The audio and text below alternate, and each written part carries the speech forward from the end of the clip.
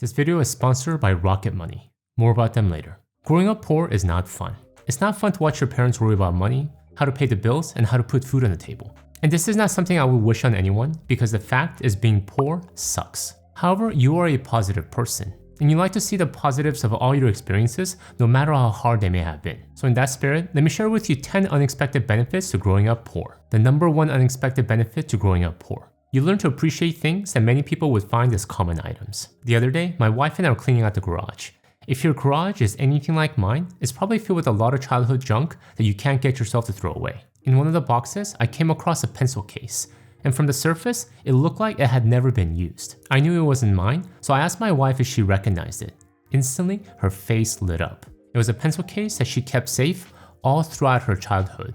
I was like, wow, I didn't know you loved pencil cases that much. Anyways, when I opened it up, I was a bit confused. All the pencils were still brand new, unsharpened, and the erasers were still in its original plastic wrappers. 30 years later, everything in the case still looked like it had never been touched. And when I asked her why she never actually used these, she told me she just couldn't get herself to use them. She received them as a gift one year, and she never owned a pencil case or pencils of that quality ever before.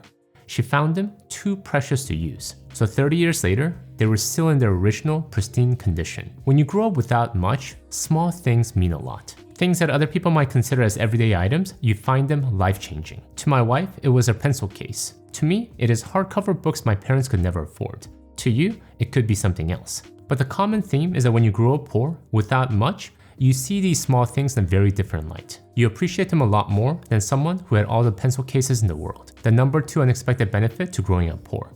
You become creatively resourceful. You tap into the deepest part of your creative mind to solve a problem or achieve your objective. But to be honest, this is just a nice way of saying you don't have any money, so you make do with what you have. Regardless, I like to frame it as being creatively resourceful. It sounds a lot more empowering. When my family first immigrated from South Korea, I had no idea what Halloween was. We didn't celebrate it back in Korea, and the idea of dressing up to receive candy sounded just odd. But new places, new experiences. So as a 9-year-old, I said, why not? But my parents didn't have any money, and definitely not enough to spend on a costume that would be used for just one night. So I did what any resourceful 9-year-old would do.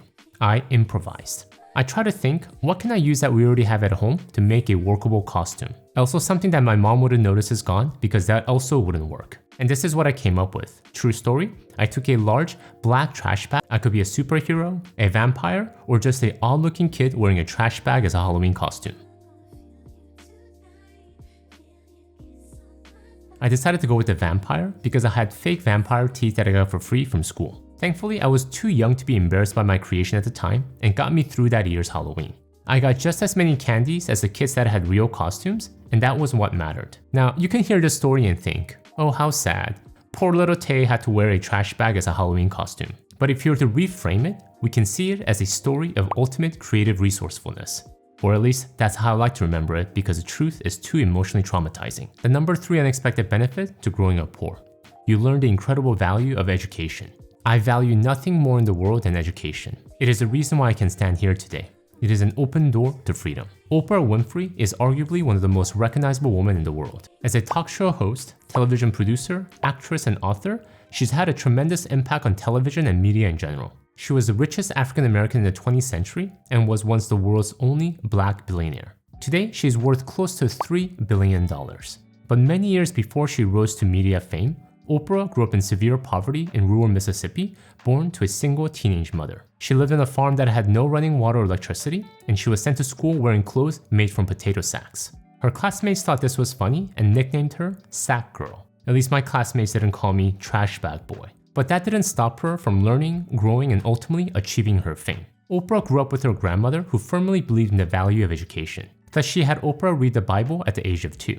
Armed with this advantage, Oprah was able to skip a year into first grade when she was in kindergarten. Apparently, she wrote a letter to her teacher to show she didn't belong in kindergarten because she knew big words like hippopotamus, Mississippi, and Nicodemus from the Bible. She continued to excel at school by reading everything she could get her hands on, and when she was 16 years old, a DJ in Nashville gave her an opportunity to read on the radio, and the rest is history. Oprah was able to change the trajectory of her life despite where she came from because of education and her love of reading. And I wholeheartedly believe in the power of education as well, because that was how both my wife and I were able to change the trajectory of our lives. Both of our parents worked hard. However, they struggled to get ahead financially because they lacked education.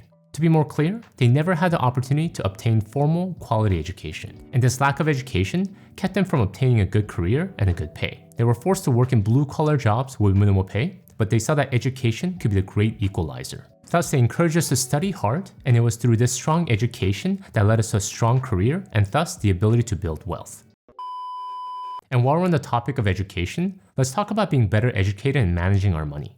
Which is why I want to talk to you about Rocket Money, who is kindly sponsoring today's video. Rocket Money is an easy-to-use app that allows you to do a lot of things. Set budgets, manage subscriptions, and grow your savings all in one place. Essentially an all-in-one finance platform. One of the coolest features about Rocket Money is its ability to cancel unwanted subscriptions. Not only does Rocket Money show all my subscriptions in one place, if I see something I don't like, I can cancel it with just a couple taps. I never have to get on the phone with customer service. Rocket Money has helped save its customers an average of $720 a year with over $500 million in canceled subscriptions. Also, Rocket Money's set budget feature allows you to easily create custom budget categories and track your spending in real time. You can even get alerts when you're about to go over any of your budgets. The app can also analyze my spending habits to create a custom budget that works with my lifestyle and income. And when I link all my accounts, Rocket Money will help me track my net worth so I get a complete picture of where my finances stand at all times. The values, assets, and debt automatically update with real-time data, allowing me to monitor my wealth over time. So if you want to get a better handle on your finances, I recommend you check out Rocket Money by going to rocketmoney.com/takehim or click the link in the video description below. It's free to start and you can unlock more features with premium. Alright, with that said, let's go back to the video. The number 4 unexpected benefit to growing up poor. You become resilient. Essentially, you learn to develop a thick skin. I remember in my later school years, as I got older and got invited to my friends' homes, I'll be shocked at how big their homes were. Guest bedroom? What is that? How can you have an extra room that isn't being used? A separate family room to entertain? How is that even possible? A private pool? Are you serious? And it gets even worse when you get to high school. Friends drive up in a brand new car. Yes, some 16-year-olds were actually driving up in a brand new BMW. If you're still walking to and from school because your family can't even afford a bicycle, there are a few ways you can respond. You can choose to be bitter, angry, and mad. You can choose to schmooze up to the guy or gal with the brand new BMW, hoping you can catch a ride. Or you can choose to develop a thick skin. You can choose to become resilient. You can tell yourself that though this is your lot right now, it won't be in the future. Which leads to the next unexpected benefit. The number 5 unexpected benefit to growing up poor. You're hungry for success. Once you have experienced being poor or have been made fun of for being poor, you have no desire to ever repeat that financial position again. You want to succeed because you want to change your future. Francois Pignou is a French billionaire and a founder of luxury group Kering, which owns very high-end brands like Gucci, Balenciaga, and Saint Laurent. However, many years before he became one of the biggest names in fashion, Pignou was a poor high school student who was made fun of by his classmates because of his poor clothes and rural accent. Having grown up in rural French countryside, and because his father was a timber trader, Pignou wasn't considered upper class by any standard. So when he attended high school at the College St. Martin with a lot of upper class kids, they saw him as an outsider. They considered his family peasants and they thought his accent was funny. They routinely teased him and bullied him. He felt insulted because it happened every day and decided to drop out of school when he was 16 years old. He went on to help his father in the small timber business, eventually took it over and expanded it by buying up other small timber businesses nearby his town. And this growth trajectory continued. He went on to buying up department stores, vineyards, and eventually big brands like Gucci, Balenciaga, and Saint Laurent, which he is best known for today. But this all started when Pignou decided that he was fed up with being made fun of for looking poor. That humiliation drove him to quit school and take a chance on himself that eventually led him to become a high luxury power player. Number 6 unexpected benefit to growing up poor. You are willing to get down and dirty. Regardless of how some people may consider some jobs beneath them, you don't. You willingly roll up your sleeves and get into work no matter, because no job is ever beneath you. If you grew up poor, you likely have seen firsthand how hard it was for your parents to make a living. They likely didn't have the luxury of being selective with their jobs. They took on whatever was available, most often underappreciated service jobs or hard manual labor. They did what was necessary to get paid and to put food on the table. And if you saw this growing up, while a big part of you is motivated for success for a better future, you also understand the fact that no job is ever beneath you. If your parents could do it, if push comes to shove, you can too. The number 7 unexpected benefit to growing up poor. You learn to abhor debt. Or at least learn that debt is not your friend. When I was 10 years old, just a little after we immigrated to the States, I was evicted from our house. I remember it vividly like yesterday. A representative from the bank came to our front door and gave us a notice. It was only my sister and I home at the time, and faced with some confused kids, I could tell he didn't want to be there either. Looking back, I kind of feel bad for the guy. I'm pretty sure knocking on foreclosed homes is not someone's favorite job unless you find pleasure in some weird things. You're lucky that old man Hummer wants your life. He's gonna take pleasure in gutting you, boy. But nonetheless, the man from the bank did his job and we had to find a new place to live. And why did this happen? Primary reason? Debt. We over-leveraged ourselves beyond our capacity. And thus, when luck tipped against us, a nice man from the bank came knocking at our door looking to kick us out. If you experience something similar growing up, it's hard not to be affected by it. And for me, it's entrenched within me a strong aversion to debt. Because I've seen firsthand the worst case scenario of what debt can do if not handled properly. But that doesn't mean your heart become callous like a hardened criminal because you grew up poor. Number 8 unexpected benefit to growing up poor.